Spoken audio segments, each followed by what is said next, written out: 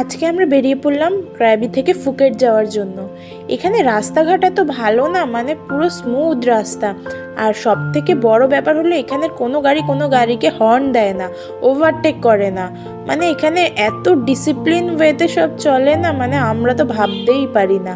দেন আমরা খুব বোর হতে হতে যাচ্ছিলাম, তাই এখানে মিউজিক শুরু হয়ে গেল, যে যেইভাবে গান পারতো করে নিল। আর আমরা খুব এনজয় করতে করতে যাচ্ছিলাম। বাইরে একটু বৃষ্টিও হচ্ছিল ঝিরিঝিরি, আর তার মধ্যে বৃষ্টির গান হচ্ছিল।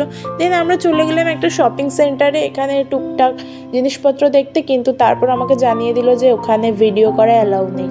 দেন তারপর হেট্রিক একটা দিনের পর খুব ক্লান্ত হয়ে নিলাম, আর হোটেলে যাওয়ার আগে আমরা লাঞ্চটা সেরে নিয়েছিলাম। তারপরে হোটেলে আমরা চেক ইন করলাম। এটা ছিল আমাদের ফুকেটের হোটেল, আর যেখানে আমরা আরও 2 দিন থাকবো, তাই এখানেই সবাই ওয়েট করছি। যেহেতু অনেকজন, তাই একটু সময় লাগছে, আর আমি ভীষণ ক্লান্ত হয়ে পড়েছি।